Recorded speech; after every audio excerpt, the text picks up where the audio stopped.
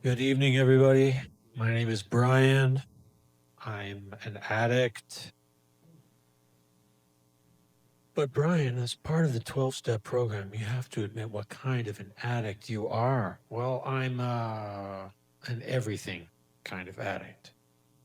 I am, shall we say, I have an addictive personality. I find something that I like, I do it to excess. I found this out when I was very young. It was walking to school one day. I had this scarf. It was brand new. It was plaid. I really liked it. I would rub it on my neck as I'm walking to school. It wasn't long before this thing created a horrible rash on the back of my neck. But you know what? A week later, I'm still rubbing it on the back of my neck. One of the teachers at school noticed, and they got kind of upset. They thought that there was something going on. They brought it up to my parents. My parents went, what is this? They had to take the scarf away from me because I would just keep doing it. Later on, there was this invention. It was by a company called Vicks. And Vicks had this thing they called the inhaler. You'd unscrew it, stick it in your nose, and snort. What it did is it cleared out your sinuses. Certain times of the year, this was a big problem for me. My sinuses would close right up, make it very difficult for me to concentrate. But this Vicks thing, awesome. Loved it. And of course, I loved it too much. So I'd be using it in class like 4 or 5 times. And the teacher got very suspicious of this thing. What is this? I've never seen this before. No kid other than him uses it. What could possibly be going on? They had to take that away from me. Now, I'm not the only one in my family that has this particular kind of issue with substances. My dad, for instance, had it. I remember summers, we would work in his shop. My dad owned a small business. And usually there was not a lot of interaction between us and him during the day. But at the end of the day, he would sit down with an old sign writer who worked in the shop, and they would start toasting each other's health. I used to watch my dad empty a full 40-ounce bottle himself. And then we'd all pile into the car and he'd drive us home.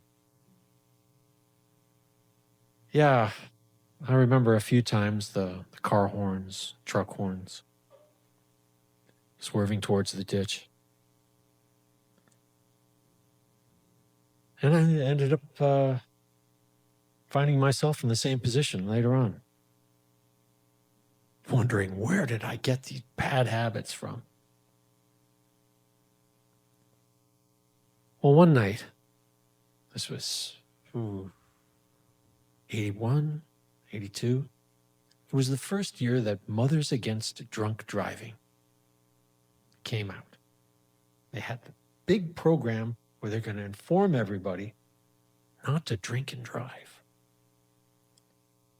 Now, I think anybody on the planet knew that drinking and driving was a dangerous thing and kind of stupid. But they were putting their foot down, and they managed to coerce the Metropolitan Toronto Police Force into assisting them. So I was driving into the city that night.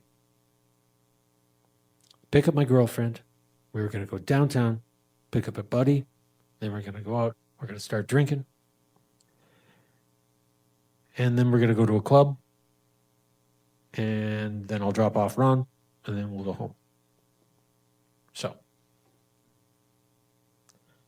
driving into the city, about 4 blocks away from my girlfriend's house, get stopped by Ride.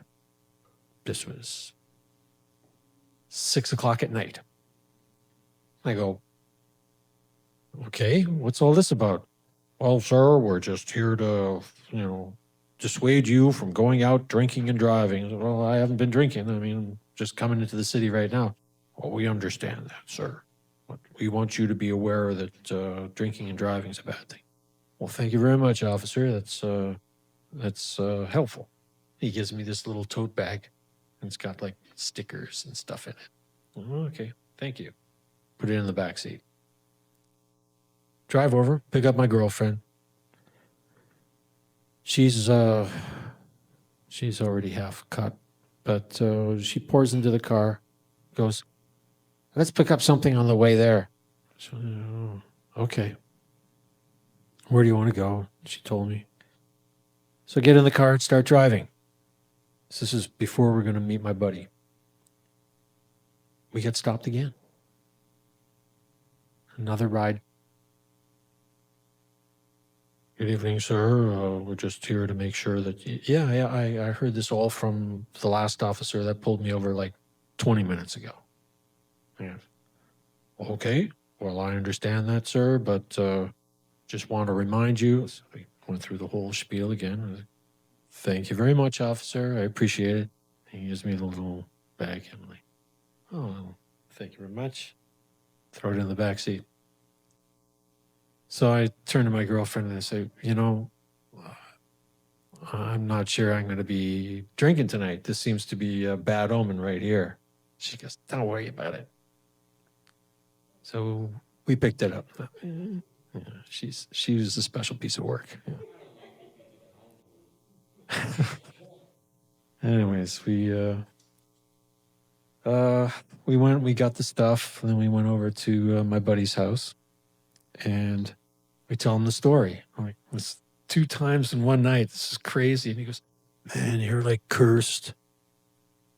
I don't think you should do it. And then about halfway through, he goes, oh, wait a minute.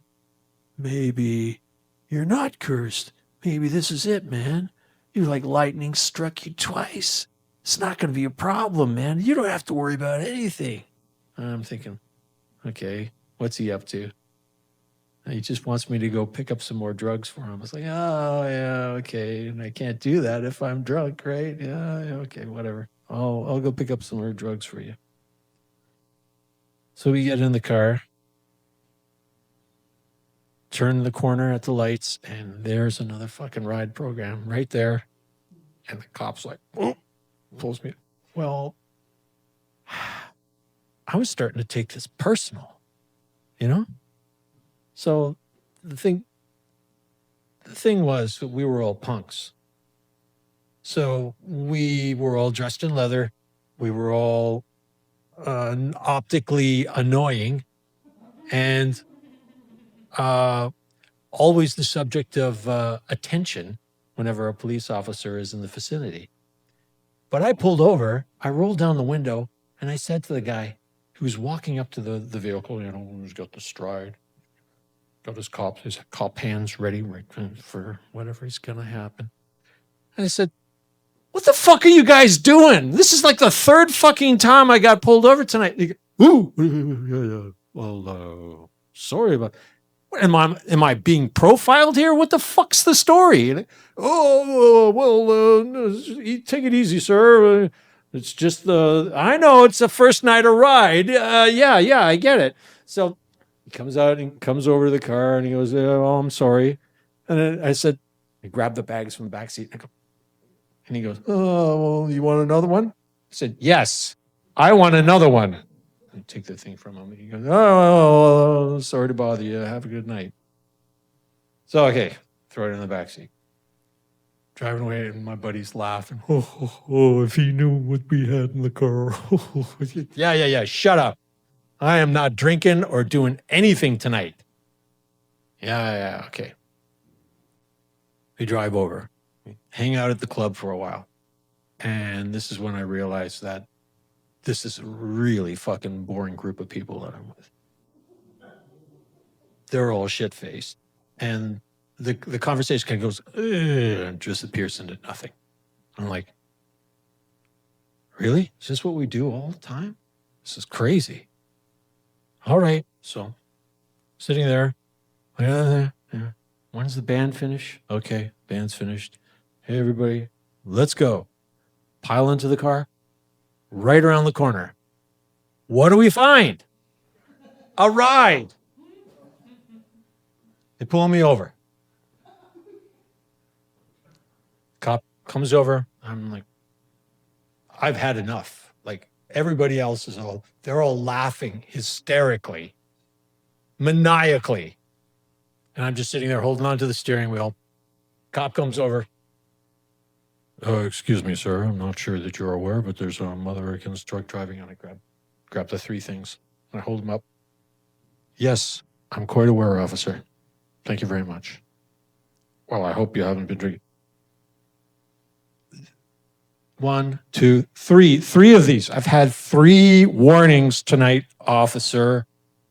I was not drinking tonight. And they're just laughing their asses off. The cop goes, okay. I'll take a bag, though, for the next time I get pulled over. The officer goes,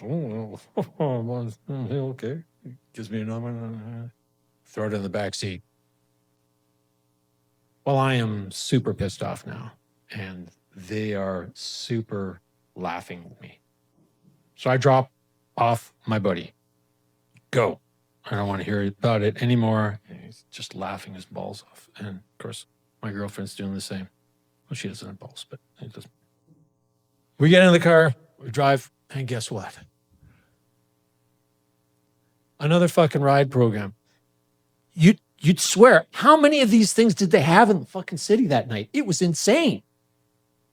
I get pulled over by and none of these cops are the same cops. They don't know me. They don't know nothing. They're just pulling me over. Pull over again.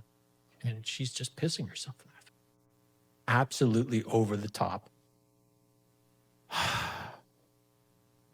Fine.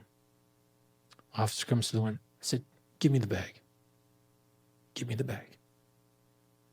And the cop goes, well, I'm not, what do you mean? I said, give me the bag. He goes, what do you mean, this? I said, yes. How do you know about that? Look at the back seat. Cop looks real, shines a little flashlight back there. Looks like you've been busy tonight. Yeah, that's hilarious. Thank you, officer. Well, you have a good night, and remember, don't drink and drive. Yeah, I got that message. So I drive home, and I drop her off. And well, actually, we're sitting in front of her house. I'm like, you know what? I am gonna think twice about drinking and driving. And she goes, yeah, right. And laughs again, leaves. And after that, I did. I actually stopped drinking and driving. It was frustrating, but I would only have like 1 beer a night. And if we had a meal, I would have 2. But that's it. That's all I would have. I wouldn't go to my usual poison of double vodkas. I wouldn't do a shitload of acid or take a whole bunch of beans. I wouldn't do anything if I was going to be driving. And I think that one night, with all those stops, probably ended up saving my life. So, I'm not sure you're aware of this, but don't drink and drive.